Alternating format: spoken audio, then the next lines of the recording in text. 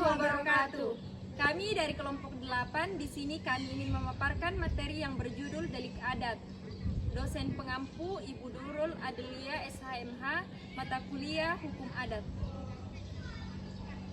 Nah, dari 4 poin yang akan dijelaskan, saya akan menjelaskan poin yang pertama, yaitu pengertian dari delik adat. Delik adat itu adalah suatu tindakan yang merusak nilai-nilai dan aturan adat yang berada dalam komunitas masyarakat.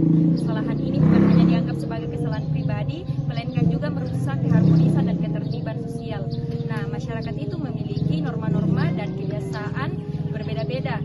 Penanganan deliknya pun berbeda-beda tergantung pada budaya lokal. Biasanya tindakan ini diselesaikan oleh kepala adat atau lembaga adat yang berada dalam masyarakat tersebut. Gunanya ini untuk memperbaiki hubungan sosial, juga menjaga tradisi yang telah diwariskan dari generasi ke generasi.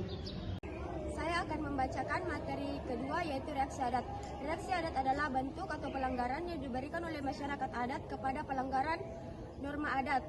Reaksi adat berupa teguran, denda seperti hewan, kain atau uang, pengucilan, serta ritual pencucian, gantung pada jenis pelanggaran dan adat setempat.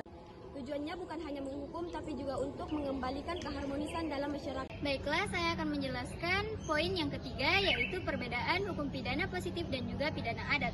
Hukum pidana positif dan pidana adat memiliki beberapa perbedaan. Yang pertama yaitu sumber hukum. Sumber hukum dari pidana positif yaitu undang-undang dan juga KUHP, sedangkan hukum pidana adat itu berdasarkan norma dan juga kebiasaan masyarakat. Perbedaan yang kedua yaitu sifat hukum. Sifat hukum dari pidana positif yaitu bersifat tertulis, resmi, dan baku, sedangkan hukum pidana adat bersifat tidak tertulis, fleksibel, serta tergantung kepada kebiasaan masyarakat. Yang ketiga yaitu wilayah berlaku. Wilayah berlaku dari hukum pidana positif yaitu seluruh wilayah Indonesia, sedangkan hukum pidana adat hanya berlaku pada wilayah tertentu. Yang keempat yaitu sanksi. Sanksi dari hukum pidana positif yaitu berupa penjara, hukuman mati, denda, dan lain sebagainya. Sedangkan untuk sanksi dari pidana adat yaitu pengucilan, denda, dan juga upacara adat. Baik, di sini saya akan melanjutkan materi saya pada bagian keempat, yaitu konflik dan cara penyelesaiannya di dalam delik adat.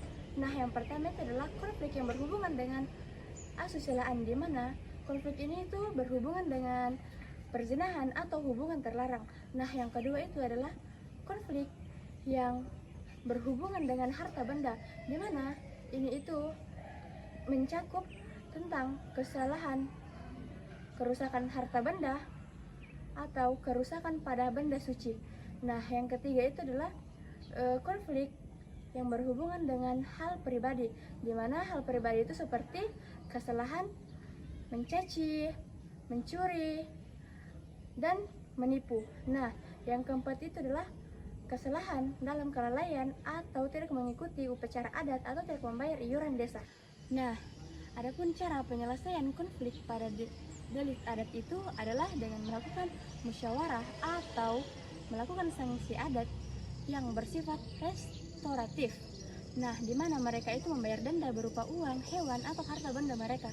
Nah, mereka juga ini melakukan upaya agar si korban dan si pelaku bisa berdamai agar keseimbangan sosial kembali pulih. Baik, itulah hasil dari pemaparan materi dari kelompok 8. Kurang dan lebihnya mohon dimaafkan. Wabillahi taufiq wal hidayah. Wassalamualaikum warahmatullahi wabarakatuh.